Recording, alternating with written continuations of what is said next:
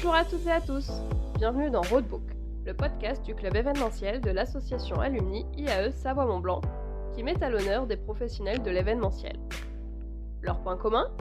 Ils ont tous suivi le master événementiel proposé par l'IAE Savoie-Mont-Blanc à Chambéry. Depuis 1999, cette formation a vu passer plus de 400 étudiantes et étudiants sur ses bancs. Je suis Chloé Morard, jeune diplômée de la promo 2020. Durant ce podcast, je vous invite donc à découvrir le parcours et le quotidien de quelques alumni qui, à leur manière, participent aujourd'hui à façonner l'événementiel de demain.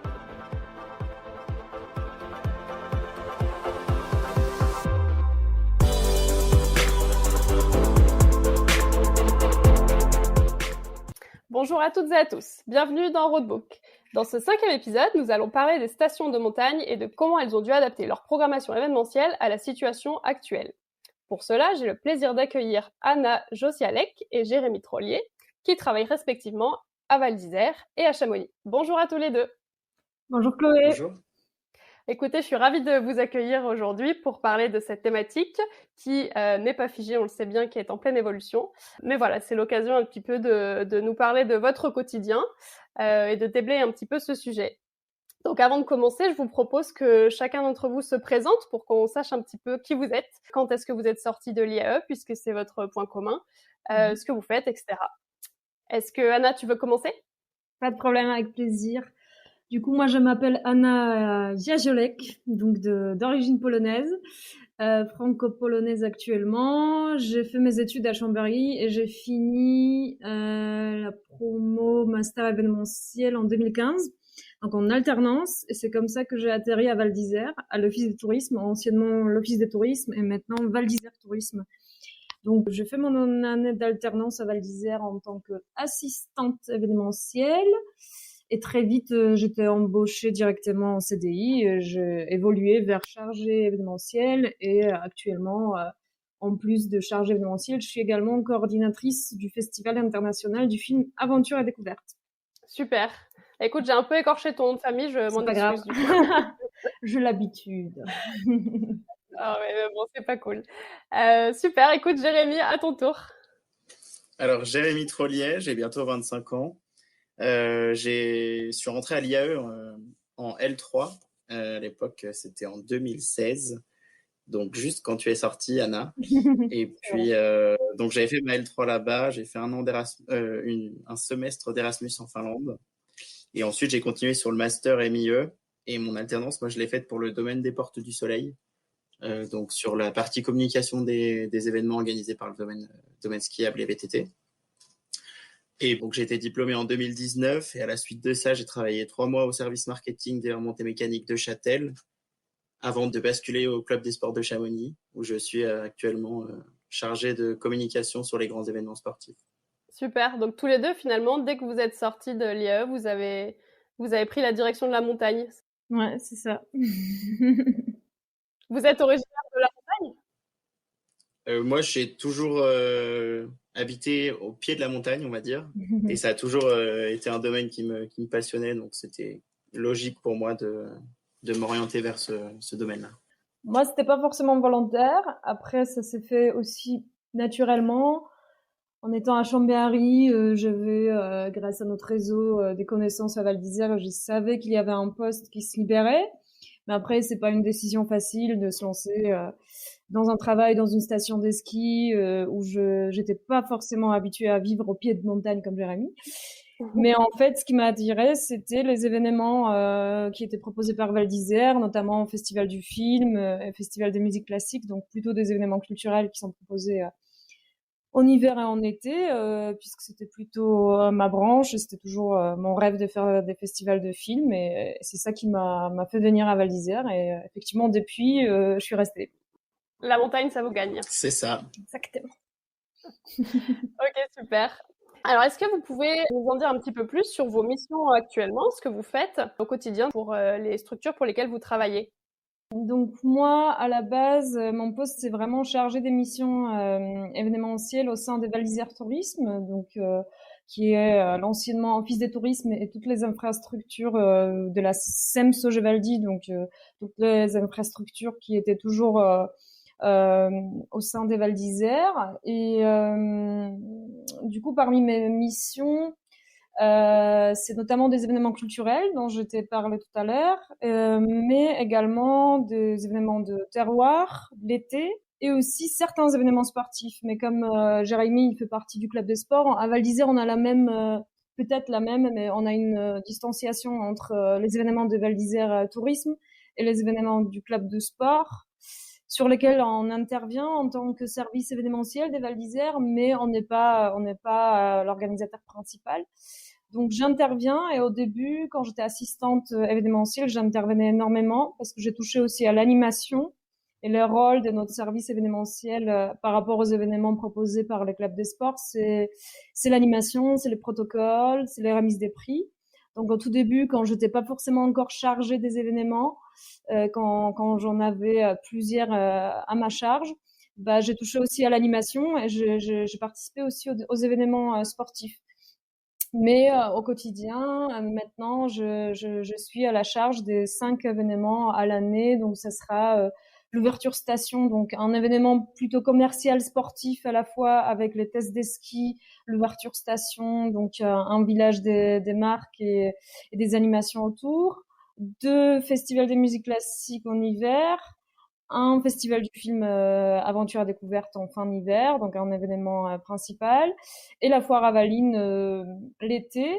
Et dans tout ça, effectivement, on continue à intervenir sur le critérium de la première neige du club des sports de Val d'Isère, sur High Trail vanoise du club des sports de Val d'Isère, ou sur d'autres événements qui interviennent des fois organisés par le centre des congrès de Val d'Isère, comme à l'époque, par exemple, le salon du véhicule électrique. Voilà. Ok, donc vous avez une programmation quand même très variée et bien chargée. Effectivement, en temps normal. Alors on y reviendra, Jérémy, est-ce que tu peux nous en dire un peu plus du coup sur tes missions? Oui, donc comme Anna le disait, nous à Chamonix c'est pareil que Val d'Isère. En fait, on a un club des sports et l'office de tourisme. Donc on a 2 programmations événementielles qui sont bien distinctes, et l'office de tourisme vient en appui sur les événements du club des sports. Et donc moi je travaille uniquement sur ces événements-là, donc des événements sportifs.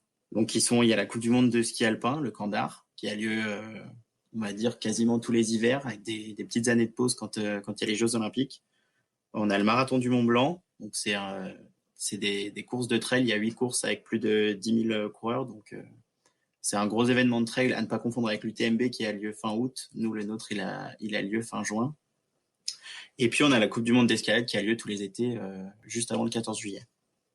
Et donc sur ces 3 événements-là, moi je suis en charge de la communication. Je touche un peu à tous les aspects de la communication, que ce soit les réseaux sociaux, la gestion des sites web, les envois des newsletters, un peu de graphisme, et les relations presse et tout ce qui est achat d'espace dans les magazines, tout ce qui est de l'affichage, tout ça. Donc je suis un peu touche à tout sur ces 3 grands événements, uniquement sur le sport du coup, et voilà. Super, du coup vous avez des profils qui sont assez complémentaires et ça va nous permettre de parler d'une part de la partie culturelle et aussi des événements sportifs via ce que vous faites au Club des Sports. Je vous propose qu'on passe à la partie directement de la thématique de cet entretien, qui est donc la saison d'hiver 2021 en station. Donc voilà, l'idée c'est un peu de voir comment vous êtes adapté à travers de vos missions, de votre quotidien, puis comment ça a un petit peu impacté, et ça va, j'imagine, continuer à impacter ce que vous organisez. Donc déjà, on a compris du coup, Anna, que dans une année normale, tu avais quand même beaucoup d'événements qui rythment un petit peu toute ton année. Mm-hmm. Jérémy, c'est pareil, qui sont des gros événements aussi, qui sont vraiment échelonnés et qui divisent la temporalité. Donc cette année, comment, on va dire, vous êtes adapté? Qu'est-ce qui a été bouleversé? Tout a été bouleversé, j'ai envie de dire. Quand j'ai vu ta question, je crois ce matin, je me suis dit comment ça a impacté la programmation hivernale. Ça a complètement impacté la programmation hivernale, en tout cas pour Val d'Isère, j'imagine pour d'autres stations aussi. Moi, ça fait déjà 1 an où on est tous dedans depuis 1 an, mais ça fait 1 an et quelques semaines où nous avons fermé la station l'an dernier à cause de la pandémie. Nous avons annulé pour la première fois la 24e édition du festival Aventure à découverte, dont je suis en charge depuis certains temps. Et ensuite, on a eu la saison d'été qui était plutôt active, j'ai envie de dire, par rapport à la saison hivernale qui a suivi, où on a pu faire plus d'animations que d'événements, mais on a pu s'adapter. On a eu beaucoup de touristes. Par contre, ensuite, il y a eu le deuxième confinement qui est arrivé et plein d'autres annonces qui ont été quand même assez brutales pour tout l'écosystème de la montagne. Et du coup, nous, ça a commencé avec le deuxième confinement. Où on s'attendait pas encore à cette suite de la pandémie où on s'est déjà dit l'ouverture de la station n'aura pas lieu là où elle devrait avoir lieu. Donc, pour Val d'Isère, c'est toujours le dernier week-end du mois de novembre où on ouvre la station avec Val Thorens. Val Thorens souvent une semaine avant, mais on a une des premières stations qui ouvre fin novembre. Et là, deuxième confinement qui s'annonce, on sait déjà qu'on va pas ouvrir à cette date. Donc là, un troisième choc finalement de l'année, un troisième événement pour ma part annulé, puisqu'il y avait le festival du film d'aventure de l'hiver dernier, la foire à Valines l'été, parmi d'autres événements, mais c'est celui dont je suis en charge, donc deuxième événement, et là, troisième, première trace, ouverture station. Donc voilà, et après on attendait, hein, on faisait comme jusque-là, du jour au jour, jusqu'au moment où on a appris que la station n'ouvrira pas à Noël. Et là, pour la station de Val d'Isère, avec aussi Critérium, juste 2 semaines avant Noël, c'était un vrai choc et il a fallu s'adapter. Donc beaucoup de choses ont changé. Donc déjà par rapport aux événements, la plupart étaient annulés. Les Critérium a été fait à huis clos, donc je sais pas quelle expérience a Jérémy sur cette partie-là cet hiver, comment ça s'est passé à Chambéry, il pourra peut-être à Chamonix pardon, il pourra peut-être en parler un peu plus. Moi, je fais pas partie du club de sport des Val d'Isère, mais je sais que les Critérium a dû s'adapter. Donc, c'était une course à huis clos et il y avait uniquement des participants avec des règles sanitaires strictes. Donc, ça a dû être très, très dur à mettre en place pour les clubs de sport. Et ensuite, ce qui s'est passé au fur des annonces, la station a dû adapter son rythme complet de l'offre qu'on propose par rapport aux touristes qui viennent, donc par rapport aux certains hôtels fermés, par rapport aux remontées mécaniques fermées. On a dû tout réadapter au niveau de l'offre qu'on propose. Donc plus de ski alpin, donc ski de randonnée, des pistes adaptées en sécurité en ski de rando, en ski de fond et plein d'animations en période de Noël et en période de vacances scolaires, plein d'animations à la journée. Donc en fait, dans mon service, ce qui a changé, c'est que mes collègues finalement, ils travaillaient beaucoup à la journée sur la côté animation, et de mon côté, on essayait d'avancer petit à petit selon les annonces. Est-ce que la station va ouvrir en janvier? Donc est-ce qu'on va préserver encore nos festivals de musique classique en janvier, en février et en mois de mars? C'était tout au long de l'année comme ça. Donc, on faisait tout pour préparer et après on changeait. On avisait, on adaptait, on préparait des plans B, des plans C, des versions digitales, des tournages virtuels pour les clients. Donc ça, on pourra, j'imagine, encore en reparler, mais c'était une adaptation constante tout au long de la saison. Jusqu'à finalement toute la saison blanche, avec certaines périodes avec une fréquentation plutôt satisfaisante pour cette année blanche, j'ai envie de dire, mais avec uniquement des animations à la journée et pas d'événementiel. Ok. Et quand tu dis une fréquentation finalement assez satisfaisante, j'imagine que c'est une fréquentation qui est d'un public différent de celui d'habitude. Ouais, c'est ce qu'on avait constaté, c'est que le public a changé. C'est satisfaisant uniquement par rapport à ce qu'on a pu proposer. Par rapport aux années d'avant, c'est loin d'être satisfaisant. On est à 15% jusqu'à 21% de fréquentation normale en mois de février. C'était la fréquentation la plus haute de la saison, c'était 21%.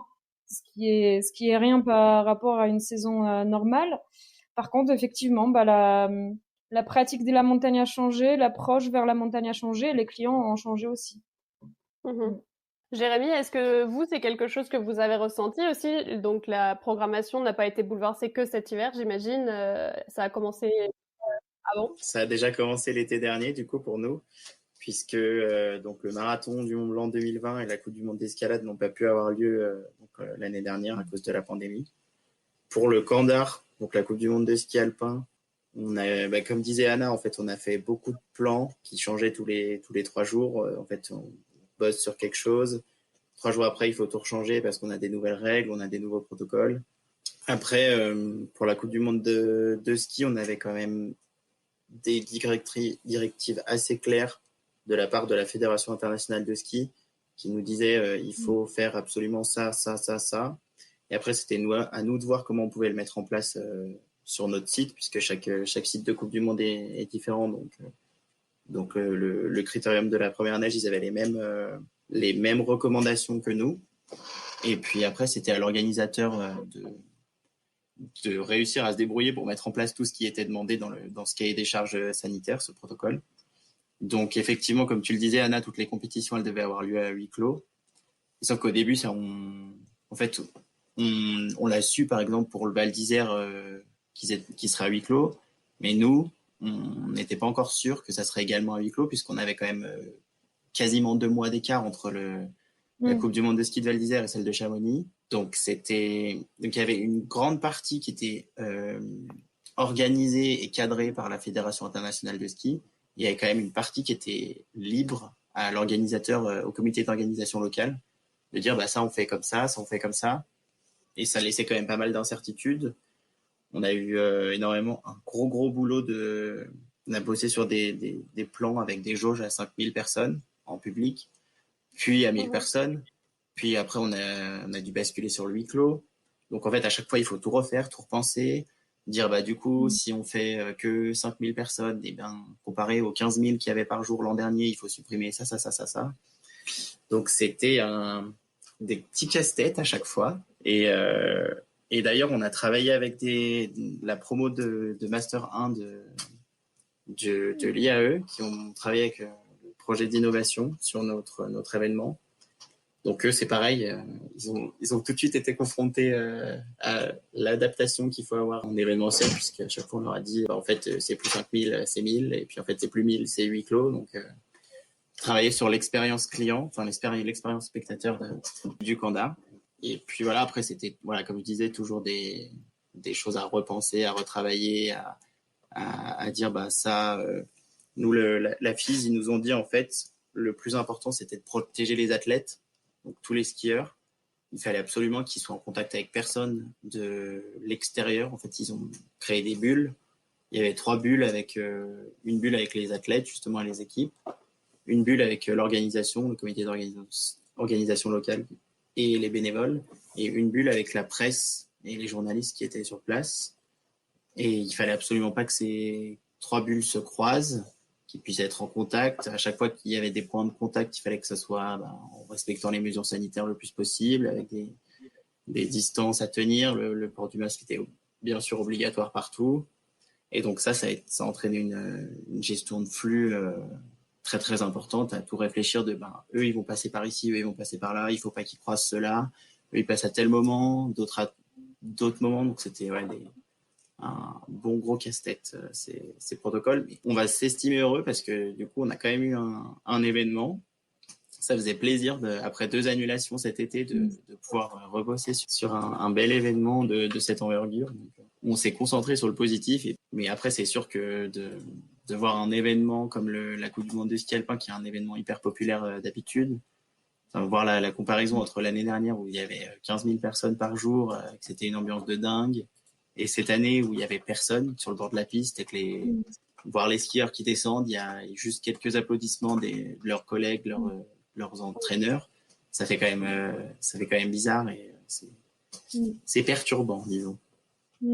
C'est sûr. Après, j'imagine que les professionnels de l'événementiel, vous comme les athlètes, étaient contents quand même de retourner un petit peu sur le terrain et de pouvoir se reconfronter à ce qu'ils ont connu et ce que vous connaissez aussi d'habitude, on va dire, même si maintenant l'habitude a changé. Oui, c'est clair. On était très très content de pouvoir organiser cet événement. Et comme je disais, après deux annulations des 2 autres événements, de se dire, d'avoir un objectif en fait, de dire tiens, on a ça qui va arriver, donc on est content.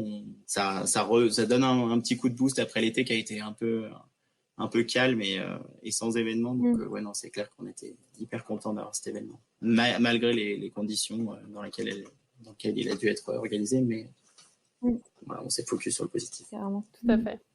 Anna, par rapport au festival du film Aventure et Découverte qui va avoir lieu en avril, du coup, donc vous avez pris la décision de le maintenir en version 100% digitale.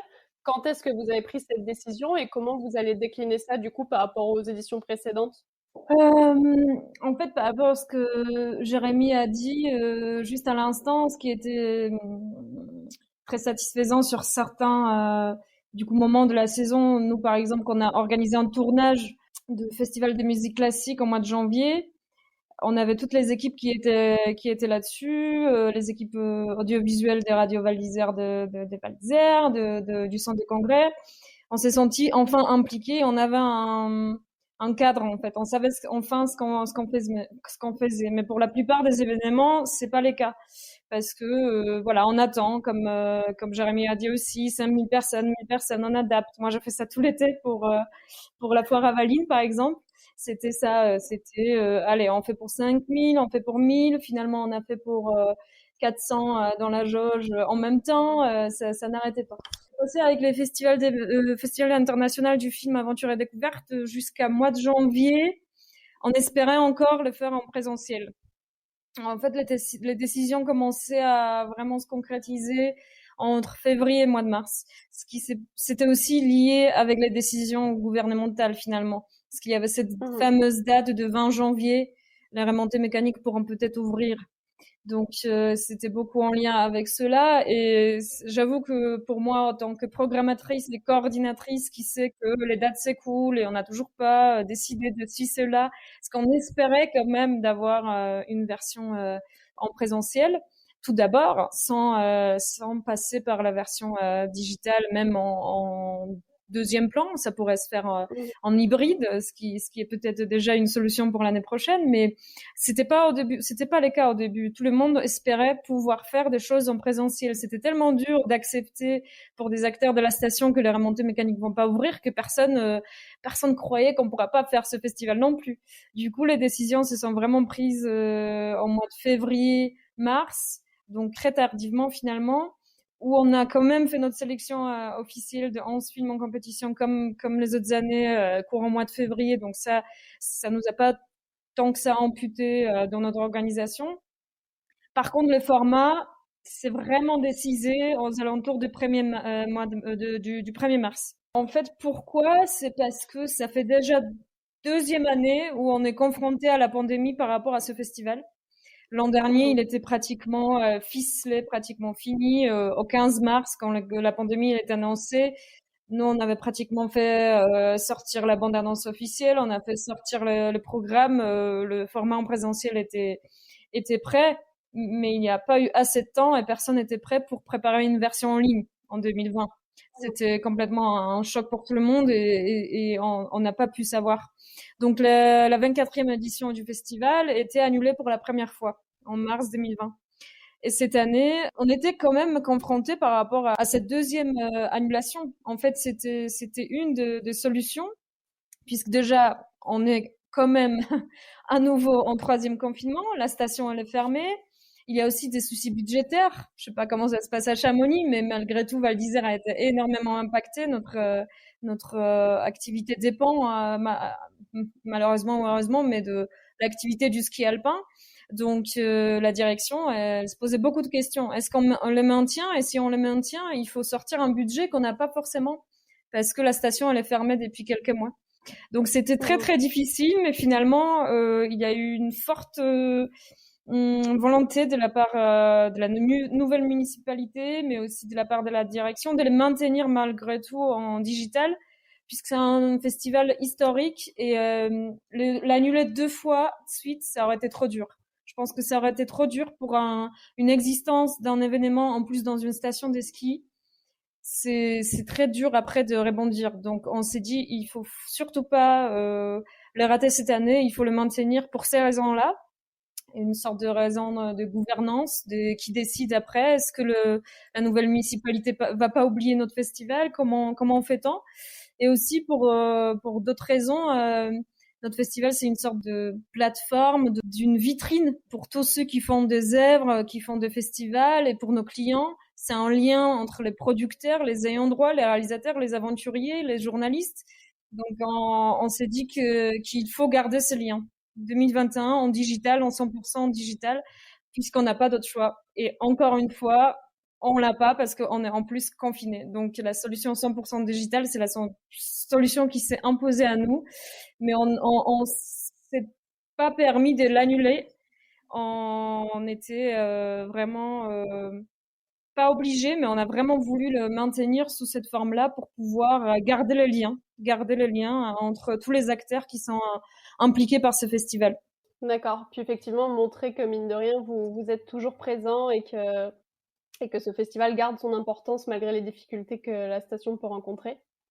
C'est ça, c'est que le festival perdure et qu'on met tout de notre côté pour maintenir le lien et aussi de préserver les actions culturelles qui sont des fois très oubliées. La culture dans cette pandémie a été aussi très oubliée par rapport au milieu sportif. Finalement, certains événements sportifs ont pu avoir lieu, comme les critériums de la première neige ou le Candar à huis clos. Malheureusement, d'autres spectacles culturels ne peuvent pas avoir lieu, sauf si les organisateurs trouvent des solutions virtuelles. Donc, c'est quelque chose qui est quand même important, je pense, pour beaucoup d'acteurs qui sont liés et fidèles à ces festivals. Bien sûr. Alors, Jérémy, on parlait d'adaptation, justement. De ton côté, par rapport à tes missions, en termes de communication, j'imagine que ça a été quand même assez peut-être difficile aussi. Et vous avez eu notamment l'annulation du marathon du Mont Blanc, tu le disais, puis encore le maintien du Candar, mais à huis clos. Comment vous avez fait pour communiquer auprès de toutes les parties prenantes avec ces contextes un petit peu changeants à chaque fois, où j'imagine que les gens étaient très déçus de ne pas pouvoir venir assister ou participer aux événements? Alors pour le marathon, les gens, on était encore vraiment bien dans la crise sanitaire l'été dernier, donc les gens ont eu du mal à accepter la nouvelle, mais ils comprenaient qu'on n'avait pas le choix en fait. C'était pour la santé de tous. Pour le Candar, on avait un peu plus peur parce que le Candar, c'est vraiment un événement qui est ancré dans le patrimoine de Chamonix, enfin de la vallée de Chamonix. Donc les gens ont l'habitude d'y aller. On se disait, est-ce que si on fait un huis clos, est-ce que les gens vont vraiment quand même pas essayer de venir et de forcer un peu le passage? Est-ce qu'ils vont pas être vraiment déçus de dire, bah tiens, ça a lieu à côté de chez moi, je peux quand même pas y aller? Donc ça a été une petite adaptation à avoir, sachant qu'en plus la communication, du coup, l'an dernier, ça avait été principalement vendre de la billetterie, communiquer sur le fait de comment venir, comment suivre l'événement, où se garer. Enfin, c'était vraiment des infos pratiques, disons. Et puis quel billet prendre, et ce à quoi vous aurez droit en fonction du billet que vous prenez. Cette année, c'est vrai que le gros dilemme, c'était de se dire, il faut faire vivre l'événement aux gens à distance, puisqu'on sait qu'ils vont pouvoir le regarder à la télé. Mais en fait, tout ce qui se passe, c'est que, en fait, sur les Coupes du Monde, il y a un monopole des retransmissions télé. C'est une boîte privée qui s'appelle Infront, qui a les droits des télés et qui revend ces images à toutes les chaînes, à Eurosport, à la Rai en Italie, enfin, toutes ces chaînes-là qui retransmettent les compétitions de ski payent ce droit télé. Et en tant qu'organisateur, nous, on n'a pas le droit de filmer la course, du coup. Donc, c'est vraiment quelque chose qui est compliqué, du coup, de communiquer sur quelque chose qu'on n'a pas le droit de filmer, puisque sinon, on rentre en conflit avec le monopole d'Infront. Donc, cette année, on a bien réfléchi en interne avec toute l'équipe des grands événements. En fait, on s'est dit ce qu'il faut faire, c'est miser sur tout ce qu'il y a à côté de la course, en fait, puisque la course en elle-même, on n'a pas le droit de la filmer. Donc, on va montrer toute la préparation de la piste, qui est un travail de fou, qui est jamais montré à la télé, que les gens ne connaissent pas. Tout ce qui est l'implantation du site, toute la gestion des bénévoles, l'émission des bénévoles. Enfin, tous ces aspects qui sont d'ordinaire pas montrés à la télé. Et du coup, cette année, on s'est dit, c'est le moment de dévoiler au grand public, en fait, ce qui se passe derrière le rideau, disons, et tous les backstage d'une Coupe du Monde de ski. Donc, on a eu plusieurs idées. Il y a eu 2 web-séries qui ont été créées, qui ont été faites en interne. Ça, c'est pareil, tous les sujets, c'est des choses qui ont été choisies par l'équipe, de dire, tiens, ça, c'est quelque chose qui serait vraiment intéressant, de montrer comment on injecte la piste, qu'elle soit vraiment dure. Après, on a essayé de développer une action entre tous les organisateurs de Coupe du Monde. On s'est dit en fait que cette année, vu que tout le monde allait être à huis clos, en fait, on allait tous être dans le même bateau et du coup, ça serait une bonne idée de s'entraider. C'est quelque chose qui se faisait pas, de communiquer sur les autres événements. Du coup, en fait, j'ai eu l'idée tiens, en fait, pourquoi on proposerait pas à Val d'Isère, aux stations italiennes, suisses, autrichiennes, norvégiennes, de dire, en fait, on va tous s'offrir de la visibilité mutuelle en se repartageant des stories sur Instagram. Donc, en fait, ça, on a fait une petite réunion avec tous les organisateurs de Coupe du Monde. Donc, il y avait une personne de Val d'Isère aussi. Et puis, en fait, tout le monde était hyper content de l'idée, de se dire, ouais, c'est clairement l'année pour le faire, de lancer ça et de tous se serrer les coudes parce qu'on est tous dans le même bateau et on va tous avoir les mêmes difficultés à communiquer sur nos épreuves de Coupe du Monde. Donc ça, c'est quelque chose qui a plutôt pas mal marché aussi. Bon, après, chacun à différents niveaux, on était plus impliqués dans le projet, mais on a été entre 10 et 12 organisateurs quand même à prendre part à ce projet-là. Donc c'était quand même sympa de voir tous ces organisateurs ralliés à une cause commune, qui est en fait communiquer sur la Coupe du Monde au global et pas juste se focaliser sur notre étape à nous. Et donc voilà, et après ça a été sur les jours de compétition, c'était vraiment les backstage, les meilleures photos, et puis des petits insides, un petit peu croustillant de dire ça c'est ici que par exemple le leader de la Coupe du Monde va s'asseoir en attendant. Ça c'est des trucs que Val d'Isère avait également proposé parce qu'en fait on avait tous le seul contenu qu'on avait, c'était ça, donc on s'est tous accrochés à ce petit bout et puis on a essayé de le développer au maximum. Donc c'était le gros challenge, c'était en amont en fait de se dire mais comment on va faire. Enfin si j'ai pas de billets à vendre, j'ai pas les gens à faire venir. Enfin c'était quand même compliqué.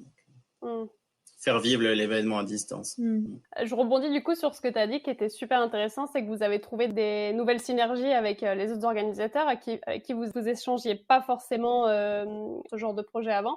Est-ce que vous avez d'autres exemples, toi Jérémy ou Anna, sur des choses comme ça positives qui ont quand même, mine de rien, découlé de cette période, d'être plus d'entraide, plus d'échanges avec d'autres stations pour voir comment eux mener un peu leur barque? De mon côté, ça existait déjà un petit peu avec le festival Aventure Découverte où on est en partenariat avec différents festivals. Mais ça s'est fait davantage. C'était beaucoup plus facile de s'inspirer des autres. C'était très normal, très humain, j'ai envie de dire. Quand on prenait les téléphones, on appelait un festival avec qui on n'était jamais en contact, mais qui nous donnait ces outils en fait. Ils sont déjà passés par là. Leur festival était en ligne en octobre. Nous, on est au mois d'avril. C'est la deuxième fois qu'on est confronté à une annulation. On appelait quelqu'un et il était aussi ouvert de nous partager jusqu'à leur compte rendu de la version numérique avec tous les chiffres, toutes les solutions techniques. Donc ça a bien marché et ça m'a effectivement fait penser à ça aussi quand Jérémy parlait des différentes étapes de Coupe du Monde. Et jusqu'à ce point que finalement, Fodassim, c'est un organisme qui aide certains réalisateurs à créer des films, des jeunes réalisateurs. C'est une fondation à Grenoble qui parle aussi de différents festivals, qui est en train de se concentrer sur cette partie-là encore davantage dans leur travail, où ils vont créer une sorte d'alliance entre les festivals pour pouvoir échanger le réseau, pour pouvoir échanger les outils techniques, pour pouvoir peut-être échanger un prestataire, les partenaires. Et c'est quelque chose qui, effectivement, qui ressort peut-être de cette crise, finalement. En positif, en tout cas. Ouais, nous, c'est pareil. En fait, comme tu disais, on avait beaucoup moins d'appréhension ou de doute à appeler un autre organisateur. Nous, on l'a beaucoup fait du coup avec Val d'Isère et le Critérium de la Première Neige. Puisque c'est pareil, comme toi avec ton autre festival. Pour nous, c'était l'avantage qu'ils avaient déjà fait leur événement. C'était début décembre, nous fin janvier, et on s'est focalisé sur Val d'Isère puisque en étant tous les deux sur le circuit masculin, parce qu'il y avait aussi Courchevel qui était sur le circuit féminin. Donc déjà, entre les hommes et les femmes, déjà, il peut y avoir des petites différences de temps en temps. Et puis après, entre les pays, il y a forcément des différences de mesures gouvernementales différentes. Donc c'est pour ça qu'on a été beaucoup en échange avec Val d'Isère, ce qu'on n'avait pas fait l'an dernier. Et au final, c'est quelque chose, moi j'avais mon contact à Val d'Isère. Et dès qu'on avait des doutes, en fait, on les appelait, on dit ça, vous avez fait comment? Ces questions de bulles, là, dont je vous parlais tout à l'heure. Nous, en étant de l'organisation, il fallait qu'on choisisse dans quelle bulle on soit. Et puis, en fonction de la bulle qu'on choisissait, on n'avait pas le droit d'aller à tous les endroits. Donc c'est pareil, j'avais mon homologue, c'est Nolwenn qui travaille au club des sports de Val d'Isère, qui fait quasiment les mêmes missions que moi sur le critérium. Je lui demandais, mais toi du coup, t'as choisi quelle bulle, ça t'a permis d'aller où? Et donc en fait, c'est retour d'expérience à elle, d'avoir vécu son événement, et ça m'a énormément apporté pour justement me dire, moi je pensais faire ça, mais en fait elle me dit complètement le contraire. Donc heureusement qu'elle est là, parce que sinon je fais pas le truc qui était le plus efficace. Donc non, c'est vrai que cette crise a quand même ressorti du positif, on va dire. Les gens sont plus enclins à s'entraider, et donc c'est cool. Bon, gardez un peu de positif au moins. Ouais, voilà. Écoutez, super. Quelle est un petit peu pour l'instant la suite des événements pour vous respectivement? Donc Anna, toi tu as le festival qui arrive très bientôt là. Exactement, ouais, il arrive dans 2 semaines pile. Dans deux semaines, on y sera, déjà 2e soirée du festival. Donc le festival va commencer le lundi 19 à 18h pour 4 soirées de projection jusqu'à jeudi 22. Donc voilà, on y est, on est sur la dernière ligne droite. Donc la suite, c'est déjà ce premier challenge, parce que pour nous, voilà, c'est la première fois qu'on va mettre en place ce festival digital. Certains festivals l'ont déjà fait cet automne.